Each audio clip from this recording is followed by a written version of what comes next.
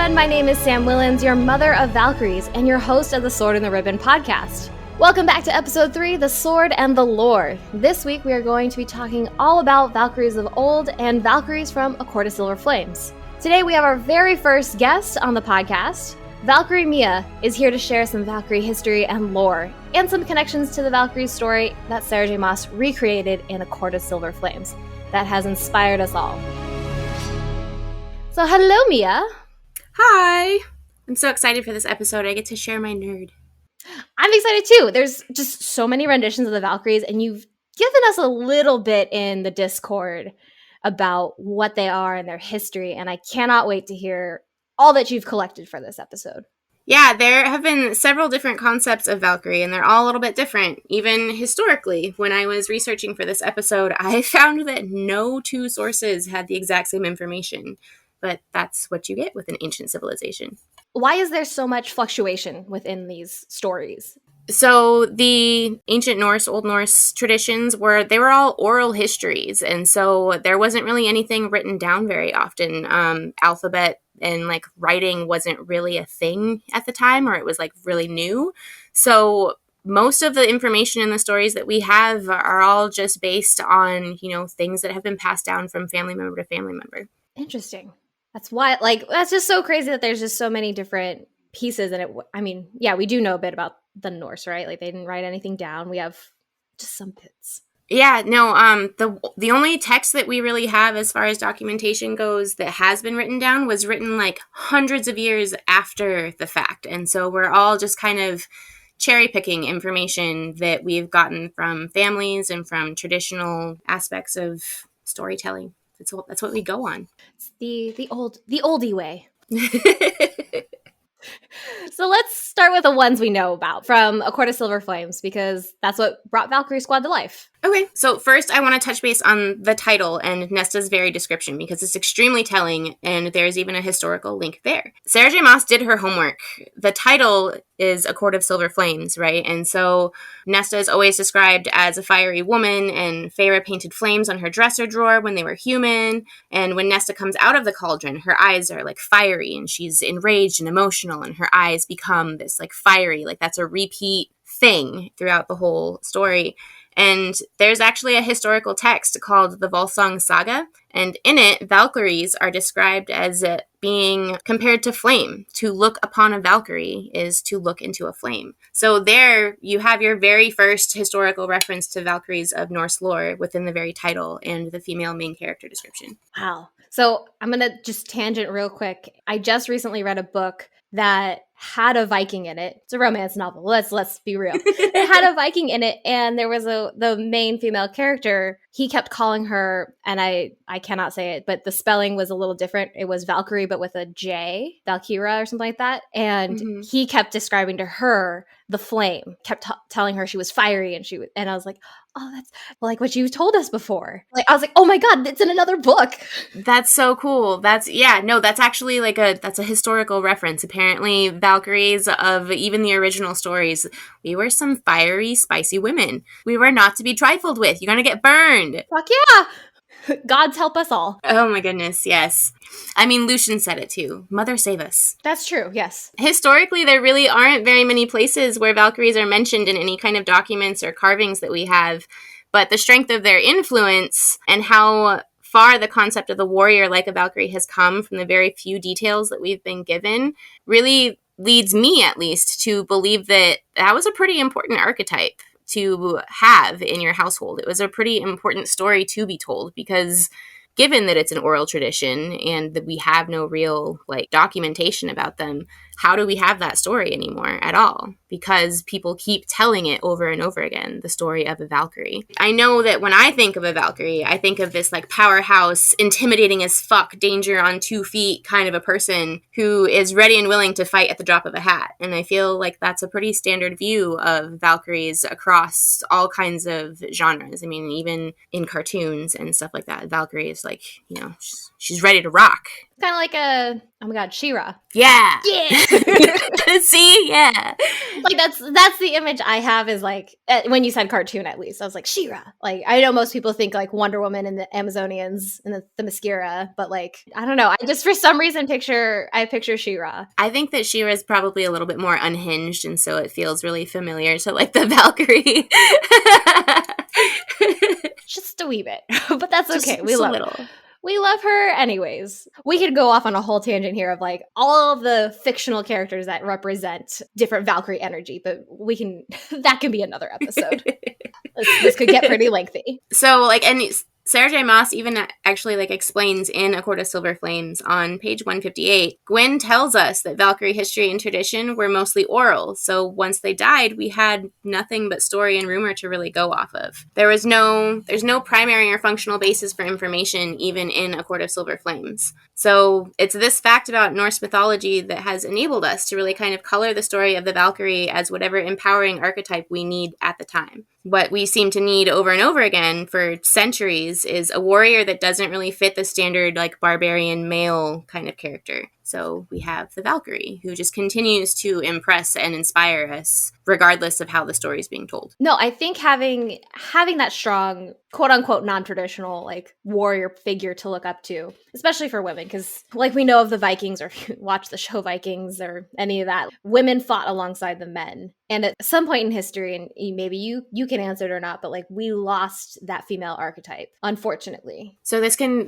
be kind of a sketchy part of conversation. I just want to head that. It's honestly, it really kind of goes back into like the Christian takeover of Europe and the Catholic Church insisting that women were beneath men and that women were to be submissive to men because that was, the holy way to exist. So a lot of what you would find is, up until a certain point of time, there were many cultures that had more dominant and assertive women who were, active as public figures or as shield maidens or, warrior queens and stuff like that. There are so many throughout history who they did some really like bold power moves. And I'm not just saying that because they were female figures, but like it was rowdy. Women are rowdy creatures.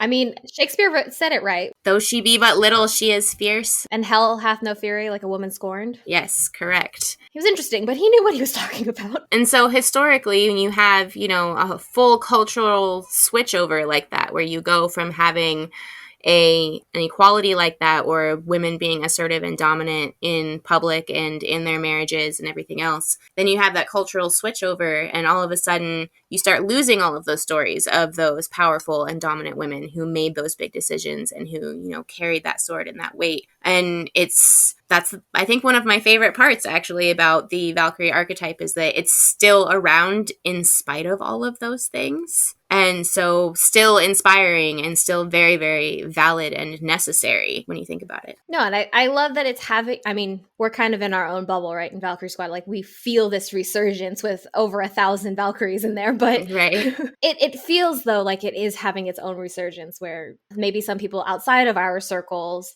not saying Valkyrie, but they're becoming this, like, empowering figure. Oh, absolutely. I think that with all of the various chaos going on in the world, it has become very apparent to me that type of person is necessary. And what's really awesome, historically, the Valkyrie, the few areas where Valkyrie is mentioned is that they are traditionally women. But what's really fantastic about Valkyrie Squad is that everybody is a warrior. It doesn't matter where you come from. It doesn't matter what your differences are. It doesn't matter who you identify as.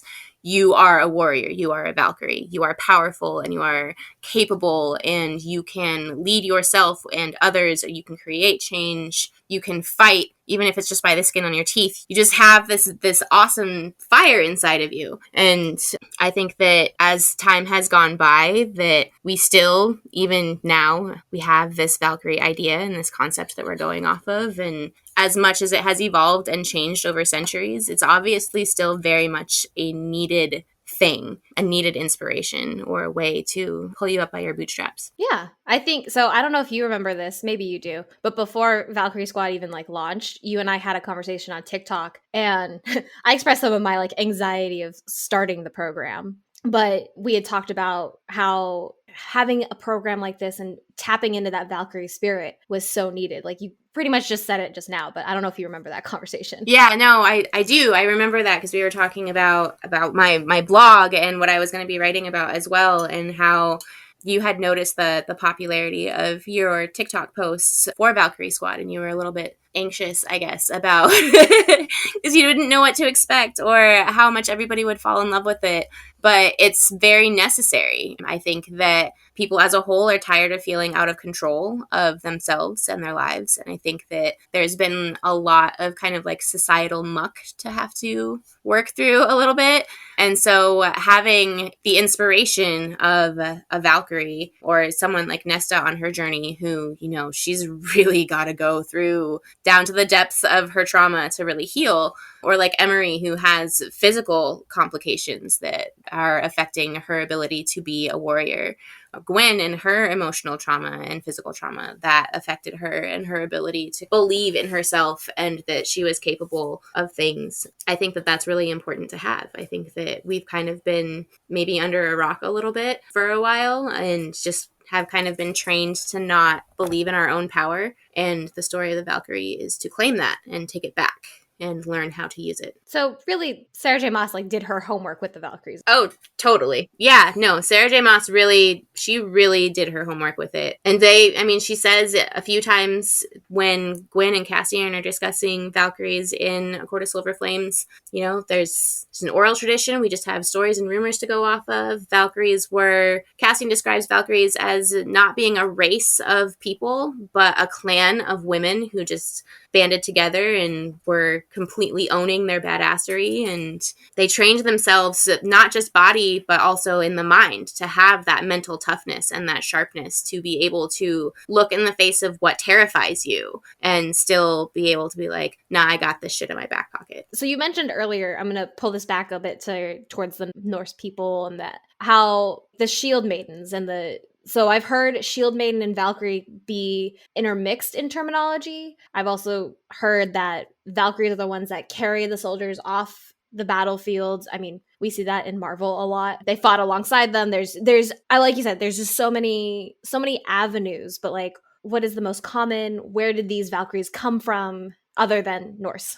Okay, so and this is where it is pretty tricky to try and like nail down a source, because I looked through multiple different encyclopedia and archaeological references, and everybody had something different to say.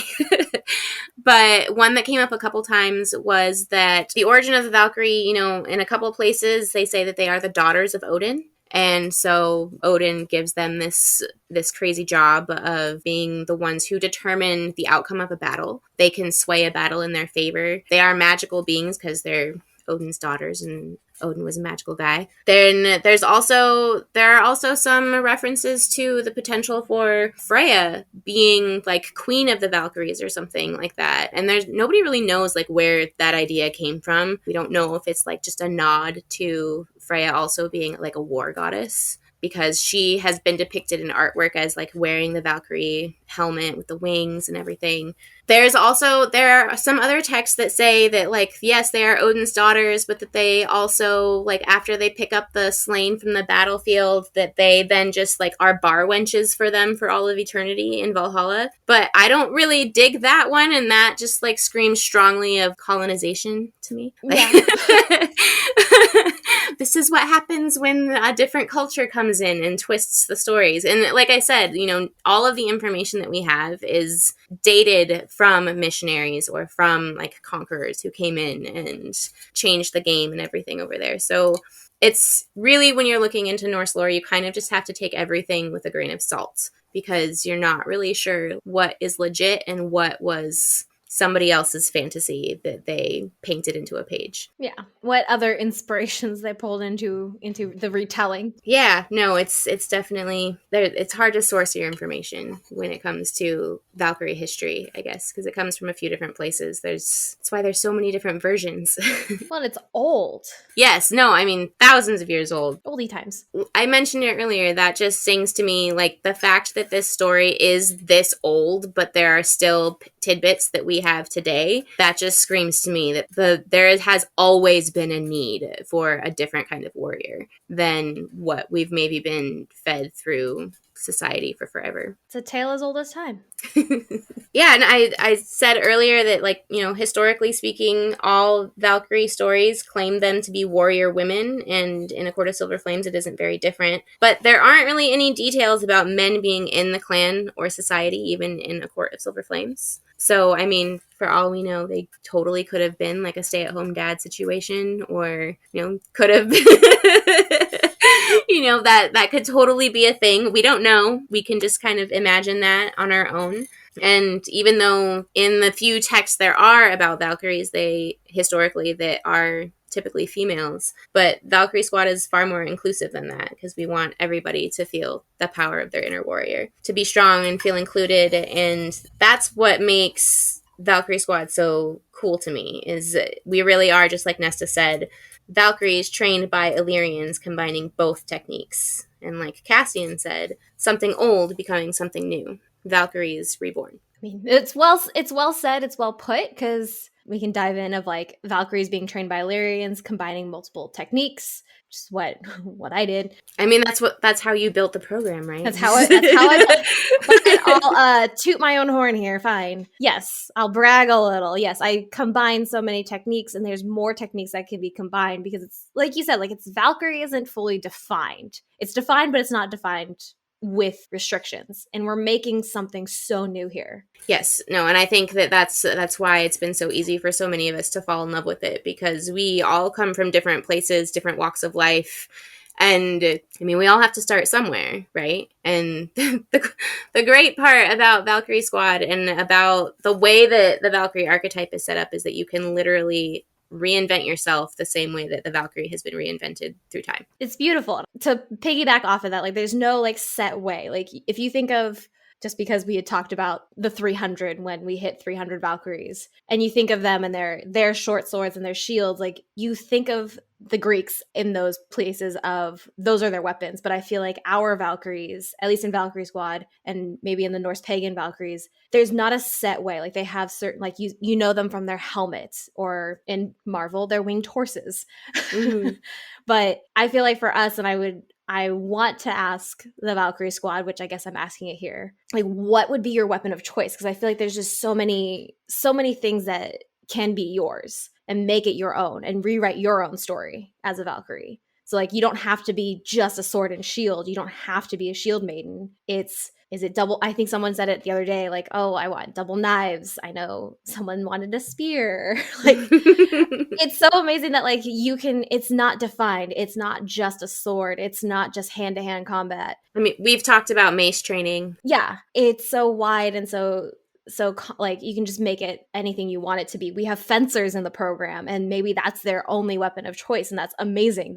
And you wouldn't think that in the traditional sense that maybe a Valkyrie would be a fencer. Right. It's just, it's fun that you can just shape it and mold it to whatever it can be. Oh, absolutely. You can totally, it's your own color wheel. You get to decide exactly how you're going to set yourself up. Again, like, it's just like that with Valkyrie Squad as a program. You have a schedule of concepts, but you can do whatever you want based on how you're feeling that day. It's like a choose your own adventure. Yeah. I have one thing to add. You asked me about shield maidens and everything. And historically, so the way that society really kind of functioned in Old Norse times was based on reputation. And this is also kind of like goes along with the veneration of the Norse gods, because your Norse gods were not like your overlord. They were not above you on a cloud or on a mountain coming down to, you know, fuck up your life. They would have fun by messing up your life, of course, but but they weren't venerated the same way that you think about worshiping God or something like that. Like, it's not somebody that you would pray to even. They were your ancestors. So, and you could see it in names, last names and stuff, even now over in Scandinavia.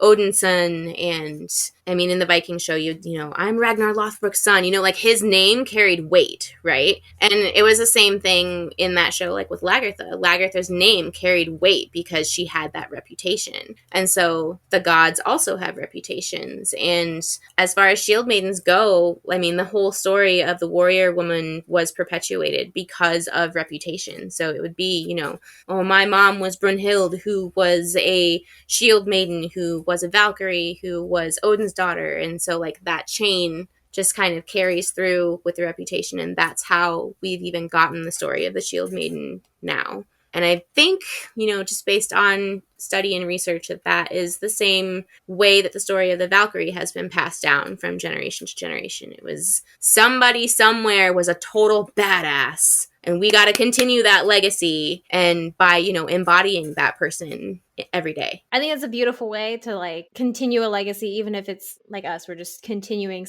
an old way. Yeah. It's an old way becoming new. Yeah, exactly. See, there you go. There it is. Like we're recycling it. We don't waste here.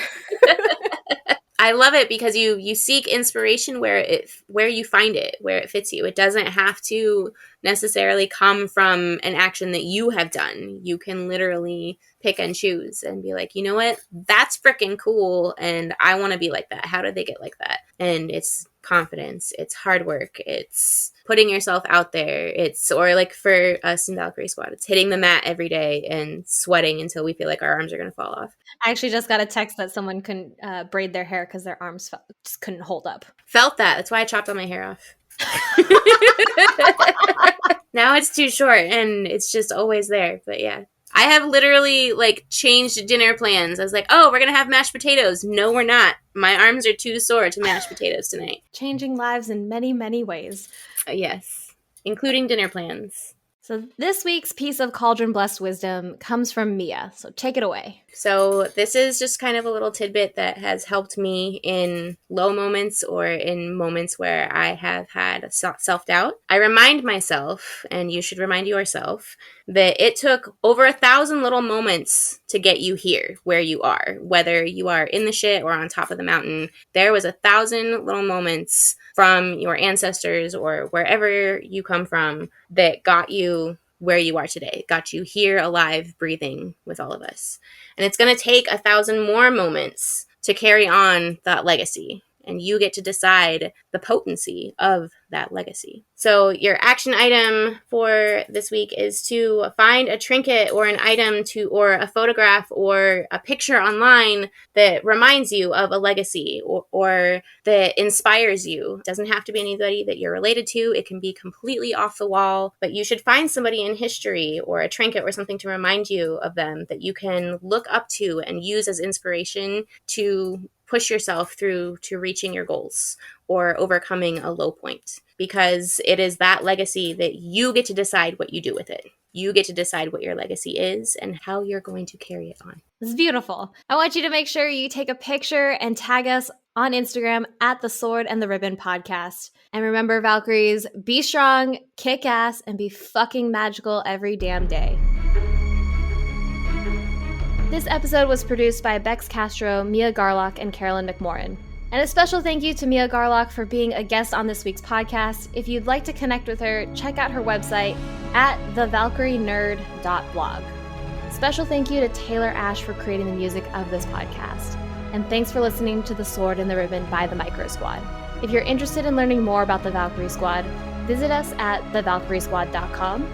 If you're interested in learning more about the Micro Squad or Geek Gym for a class, visit us at themicrosquad.com. And make sure you're subscribed to the show wherever you get your podcasts from so you don't miss out. And if you liked this week's episode, please leave us a review.